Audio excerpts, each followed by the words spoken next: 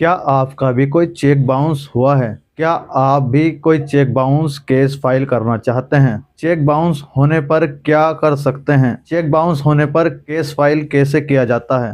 Hello दोस्तों, हाजिर हैं आपकी न्याय सेवा में। मैं हूं एडवोकेट फैसल और आज हम एक बहुत ही महत्वपूर्ण और आम कानूनी विषय पर बात करने जा रहे हैं।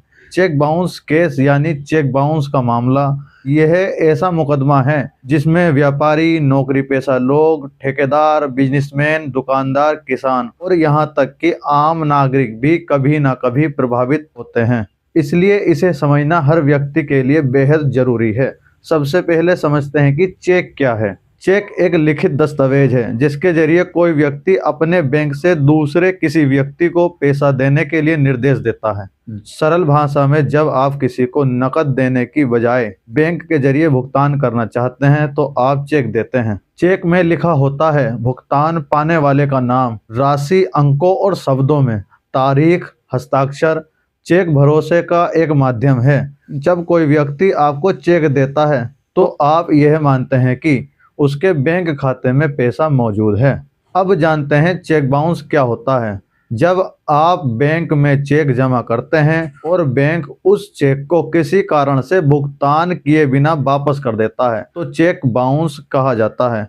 मतलब साफ है, आपने चेक लगाया लेकिन पैसा आपके खाते में नहीं आया। बैंक इस चेक को एक रिटर्न मेमो के साथ लौटा देता है जिसमें कारण लिखा होता है कि चेक क्यों बाउंस हुआ। चेक बाउंस के सामान्य कारण।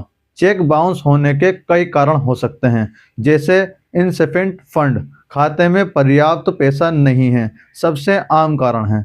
अकाउंट क्लोज, खाता बंद है। अगर चेक देने वाले ने अपना बैंक खाता पहले ही बंद करा दिया है तो चेक बाउंस हो जाएगा। सिग्नेचर मिसमैच, हस्ताक्षर मेल नहीं खाते। अगर चेक पर किए गए हस्ताक्षर बैंक में दर्ज हस्ताक्षरों से मेल नहीं खाते हैं तब भी आपका चेक बाउंस हो जाएगा।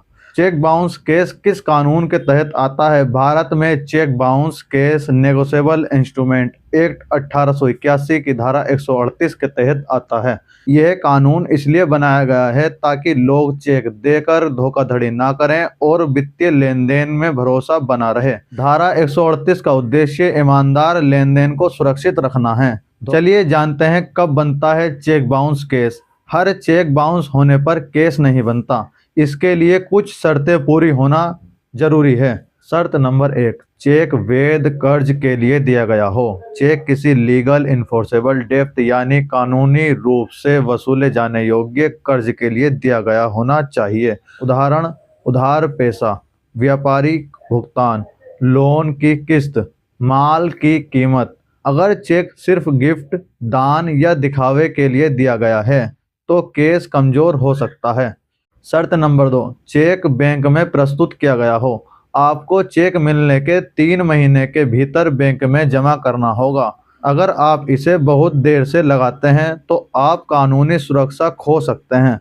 शर्त नंबर 3, बैंक द्वारा चेक लौटाया गया हो। बैंक आपको एक रिटर्न मेमो देगा जिसमें चेक बाउंस का कारण लिखा होगा। यही मेमो केस का सबसे महत्वपूर्ण सबूत बनता है। शर्त नंबर 4, 15 दिनों के अंदर लीगल नोटिस भेजना। चेक बाउंस होने के बाद आपको 15 दिन के अंदर चेक देने वाले व्यक्ति को लीगल नोटिस भेजना होता है। इस नोटिस में आप कहते हैं आपका चेक बाउंस हो गया है, आप 15 दिनों के अंदर भुगतान करें वरना आपके खिलाफ केस किया जाएगा। शर्त नंबर 5, 15 दिनों में भुगतान ना हो। अगर नोटिस मिलने के बाद भी आरोपी 15 दिनों में पैसा नहीं देता है तब आपके पास कोर्ट में केस दर्ज करने का अधिकार होता है। इसलिए चेक बाउंस केस केवल पैसे का मामला नहीं है, यह विश्वास और ईमानदारी का मामला है। यह कानून इसलिए बना ताकि लोग जिम्मेदारी से चेक दें और भुगतान में धोखाधड़ी ना करें। अगर आप पीड़ित हैं तो कानून आपके साथ है। अगर आप चेक देते हैं तो जिम्मेदारी से दें। और अगर आपको वीडियो अच्छा लगा हो तो लाइक करें, शेयर करें, सब्सक्राइब करें और जिस व्यक्ति को इस जानकारी की आवश्यकता है उस तक वीडियो जरूर पहुंचाएं। धन्यवाद।